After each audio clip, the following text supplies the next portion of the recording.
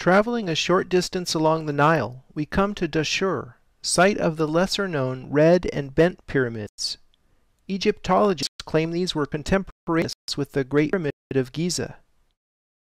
I think the sacred geometry of both pyramids was correctly deciphered at world-mysteries.com. The pyramids at Dashur hold keys to macrocosm and microcosm. First of all, the red pyramid isn't as steep as the Great Pyramid. Its face proportions match this red triangle within a pentagram.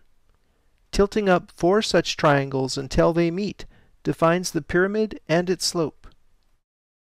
The pentagram is a powerful magical talisman that was a symbol of the Pythagorean school.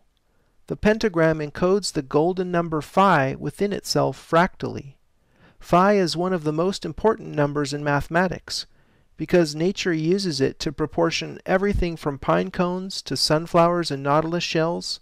Even our bodies are based on the golden section. The number 5 is associated with the microcosm, with life and in the growth of living things. The adjacent bent pyramid is the only pyramid with 2 slope angles. The lower slope is steeper than the Great Pyramid, and its face proportions match this blue triangle within a hexagon. Tilting up 4 such triangles until they meet defines the pyramid's lower slope. The upper slope matches the red pyramid, so it's red triangles within pentagons again here. So what's up with all the hexagons and pentagons? It has been said that the great enigma of alchemy is the mystery between macrocosm and microcosm. The word alchemy actually comes from al-chemy, which means the way of Egypt. I believe relating 6 to 5 is the essential key encoded at Dashur. Renaissance master Albrecht Dürer made this drawing in his course in the art of measurement with compasses and a ruler. Everything emerges from the Vesica Pisces.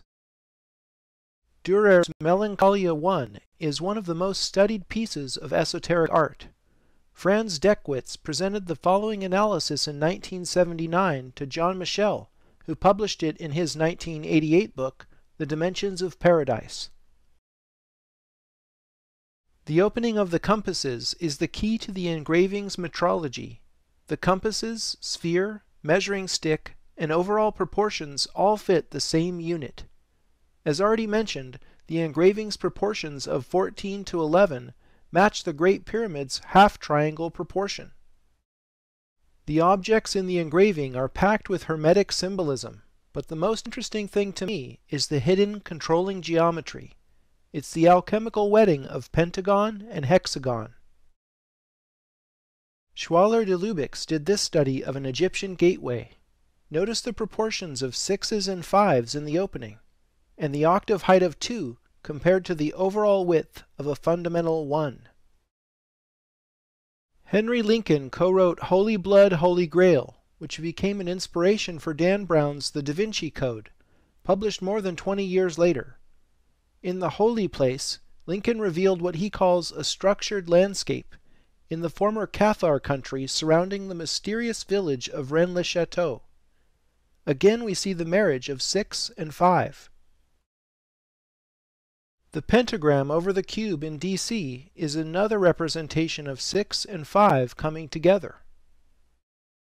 Recall how triple 6s and 5s are encoded in the Washington Monument as 6,660 inches equals 555 feet.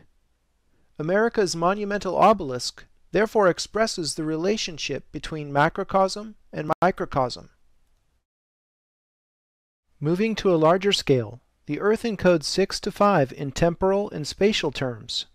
The Earth's precessional cycle measured in years, divided by the Earth's equatorial circumference measured in nautical miles, is precisely equal to 6 divided by 5.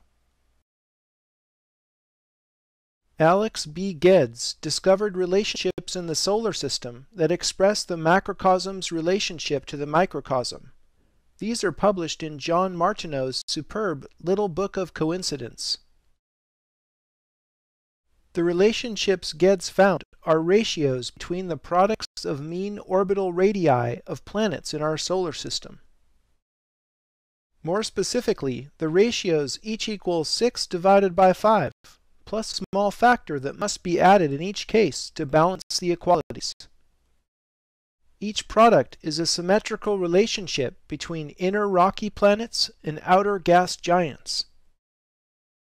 I notice that each one of the factors added to balance the equalities encodes 864. The same number you learned in the Stonehenge and San Francisco episodes is the number of the sun. How incredibly apropos. In mathematics, phi and pi are two of the most important numbers. They can be related in the following way. 6 divided by 5 times phi squared equals pi. This equation is an extremely accurate approximation, but is not exact, and as such is classified by mathematicians as a coincidence. Are all of these things just pure coincidence, or evidence of hyperdimensional resonance,